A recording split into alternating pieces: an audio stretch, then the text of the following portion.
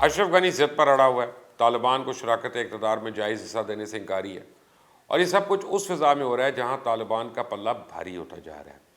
آپ دیکھ رہے ہیں مبشر لقمان یوٹیوب چینل، اس کو سبسکرائب کریں، بیل آئیکن کو پریس کریں۔ اس بار بھی صدر اشرف غنی جو ہیں ڈاکٹر نجیب اللہ کی طرح حقائق کو نہیں دیکھ رہے اور اقتدار چھوڑنے کے لیے تیار نہیں ہیں۔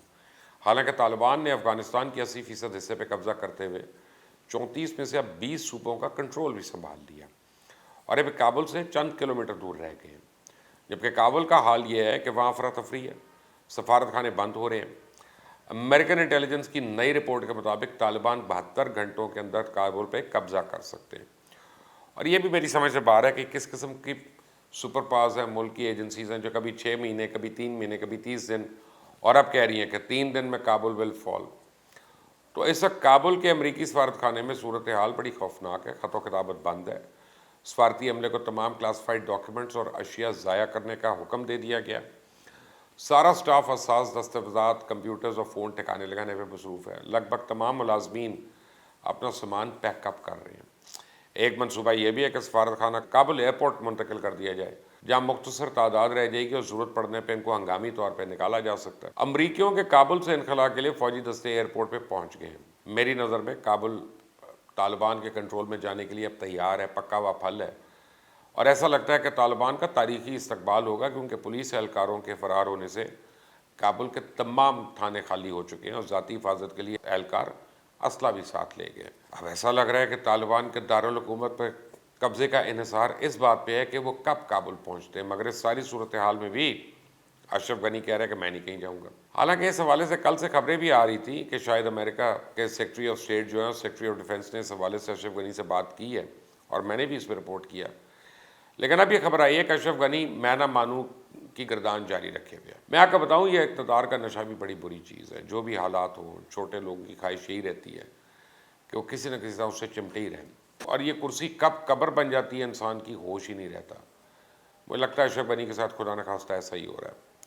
دیکھا جائے تو اشرف غنی کے ہوتے ہوئے افغانستان میں تو امن قائم نہیں ہو سکتا۔ حقیقت یہ ہے کہ کٹ پتلی افغان صدر اشرف غنی نے 7 سال تک افغانستان کو نجی جاگیر کی طرح چلایا، اختیارات کے غلط استعمال سے اپنے اقتدار کو مزید 5 سال طول دیا، اور اسی لیے افغان سیکورٹی فورسز پریشانی کا شکار ہیں کہ آیا وہ ریاستی بقا کے لیے لڑ رہے ہیں یا اشرف غنی کے اقتدار کے لیے۔ میرے خیال میں درجنوں اضلاع صوبائی دارالحکومتوں کا بغیر مزاحمت طالبان کے کنٹرول میں جانا اسی کنفیوژن کو ظاہر کرتا ہے۔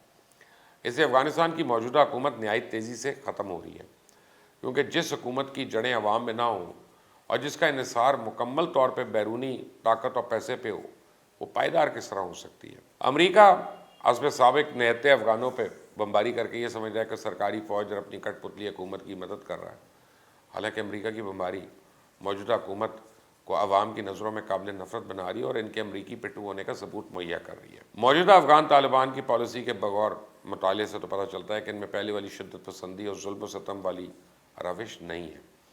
وہ اپنے مخالفین کے ساتھ بات چیت کی گنجائش رکھتے ہیں، جیسے کل اسماعیل خان کو طالبان نے کابل جانے دیا، حالانکہ سب کو معلوم ہے کہ طالبان کا نمبر 1 دشمن تھا۔ مغربی تعلیم اور حقوق نسواں کے لیے بھی طالبان کی پالیسی اب ذرا پازیٹیو لگ رہی ہے۔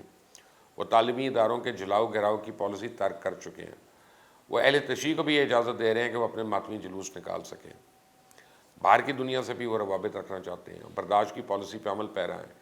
ان کا اعلان ہے کہ وہ بین الاقوامی قوانین کی پاسداری پہ یقین رکھتے ہیں اور ضروری لچک دکھانے کے لیے تیار ہیں، اور یہی وجہ ہے شاید کہ وہ شمالی علاقہ جات کے لیے بھی قابل قبول ہو گئے، اور ان کے پرانے مخالفین بھی قابل لحاظ تعداد میں ان سے مل چکے ہیں۔ شاید کچھ لوگ خوف کی وجہ سے بھی ان کا ساتھ دے رہے ہوں، لیکن زیادہ تعداد ان لوگوں کی جو موجودہ افغان حکومت کی کرپشن، لوٹ مار اور امریکہ نواز پالیسیز کی وجہ سے طالبان کو ترجیح دے رہے ہیں، اور وہ سمجھتے ہیں کہ افغانستان کا مستقبل اب طالبان سے وابستہ ہے۔ دوسری جانب امریکہ طالبان کے خلاف اپنا اثر رسوخ استعمال کر رہا ہے۔ وہ افغانستان کے ہمسایہ ممالک پہ زور دے رہا ہے کہ طاقت کے زور پر وجود میں آنے والی حکومت کو تسلیم نہ کریں، حالانکہ حقیقت یہ ہے کہ عملی طور پہ امریکہ خود طالبان کی حیثیت کو تسلیم کر چکا۔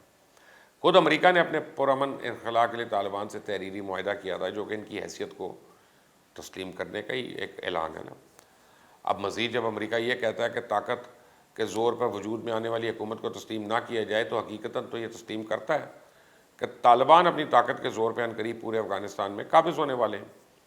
یوں اپنے سب سے بڑے اتحادی کی اس پیشن گوئی کے بعد اگر سرکاری فوج ہتھیار نہ ڈالے تو بیچاری کیا کریں؟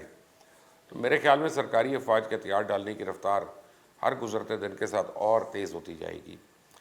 امریکن افواج کو اب یہ تسلیم کر لینا چاہیے کہ اگر کسی بھی ملک کے عوام متحد ہو جائیں تو بڑی سے بڑی فوج بھی ان کا مقابلہ نہیں کر سکتی۔ امریکی حکومت کو اب اپنی عوام کو بھی جواب دینا پڑے گا کہ اتنے ڈالر خرچ کرنے کے بعد امریکی حکومت نے اپنی عوام کی کیا خدمت کی اور امریکہ کے لیے کون سا تمغہ حاصل کیا۔ اور دوسری جانب اس دفعہ طالبان سوویت دور کے مجاہدین سے زیادہ منظم نظر آتے ہیں۔ انہوں نے ہر صوبے میں شیڈو گورنرز مقرر کر رکھے ہیں، غیر پشتون رہنماؤں کو بھی ساتھ لے کے چل رہے ہیں، وہ افغانستان کی حساسیت سے آگاہ ہیں۔ مگر سوال یہ ہے کہ کیا وہ افغانستان میں مستحکم حکومت قائم کرنے میں کامیاب ہو جائیں گے؟ اس کے متعلق لوگوں کو شکوک و شبہات ہیں، اس میں کوئی شک نہیں کہ طالبان کو سب کو ساتھ لے کر چلنا ہوگا، لیکن پیچیدہ افغان معاشرے میں یہ آسان نہیں ہے۔ برسوں سے یہاں معاملات کا فیصلہ بندوق کرتی رہی ہے۔ افغانستان کے مسائل کا حل کرنے اور مفاہمت کے قیام کے لیے قومی جرگے کا انعقاد وقت کی اہم ترین ضرورت ہے، اور اس سلسلے میں افغانستان کے پڑوسی ممالک کو بھی اہم کردار ادا کرنا چاہیے، کیونکہ افغانستان کا ہیرو اب وہ نہیں جو مخالفین کو روند کے رکھ دے۔ افغانستان کا ہیرو وہ ہوگا جس ملک کو آگ اور خون کے کھیل سے نجات دے، جو مخالفین کو گلے لگا سکے، جو بدلہ لینے کی قدرت رکھتے ہوئے بھی معاف کرنے کو ترجیح دے، جو ذاتی مفادات سے بالا تر ہو کے افغان قوم کا سوچے اور اس کی تعمیر کرے، اور جو دکھوں کی ماری اس منتشر قوم کو وحدت میں پرو کر اس کا دامن خوشیوں سے مالا مال کر دے۔ ہیرو اب وہ ہوگا جس کی حکمت عملی بھلے اسٹریٹجک ہو، لیکن جس کا مقصد افغانستان کے لیے انسانی علمیت کا خاتمہ ہے۔ طالبان بڑی تیزی سے پیش قدمی کر رہے ہیں اور فتوحات حاصل کر رہے ہیں، لیکن یہ فتوحات اگر انسانی علمیت کو نہ ختم کر سکیں، زخموں سے چور معاشرے پر مرہم نہ رکھ سکیں، تو پھر بے معنی ہوگی۔ دیکھا جائے تو دشت لیلہ سے لے کے دوستم جیسے وار لارڈ کے ہاتھوں کنٹینر میں مارے جانے والوں کا دکھ بھلا دینا یقیناً آسان نہیں۔ عالمی اتحاد کی بے پناہ قوت کے خلاف مزاحمت کر کے اب چند ہی دنوں میں افغانستان فتح کر لینے والے طالبان کی نفسیات اس وقت یقیناً ایک فاتح کی نفسیات ہوگی، لیکن انہیں بھی معلوم ہونا چاہیے کہ یہی وقت ان کے امتحان کا بھی ہے۔ اگر وہ اپنے دکھوں کا حساب کرنے بیٹھ گئے تو افغانستان کا انسانی المیہ مزید گہرا ہو جائے گا، اور اگر وہ اپنی تکالیف اور مصائب سے بالا تر ہو کے سب کے لیے خیر بن گئے تو یہ اس معاشرے کی حقیقی خیر خواہی ہوگی، اور افغانستان کو اس وقت صرف خیر خواہوں کی ضرورت ہے، کیونکہ افغانستان کا بھی یہ حق ہے کہ وہ مقتل کی بجائے ایک ہنستا کھیلتا معاشرہ بنے۔ اس کے بچے پڑوسی ممالک میں جا کر کوڑوں کے ڈھیر سے رزق نہ تلاش کریں، بلکہ اپنے ملک میں پھولوں اور تتلیوں سے کھیلیں۔ یہ انقلاب کا سفر نہیں، یہ ارتقاء کا سفر ہے، اور جو یہ کر پائے گا وہی افغانستان کا ہیرو ہوگا، افغانستان کا ہی نہیں تمام خطے کا ہیرو ہوگا۔ آپ نے اگر ابھی تک اس چینل کو سبسکرائب نہیں کیا تو کر لیں، بیل آئیکن کو پریس کر لیں تاکہ مزید اپڈیٹس جو افغانستان کے حوالے سے ہوں گی وہ آپ کو یہاں ملتی رہیں گی۔ اللہ حافظ۔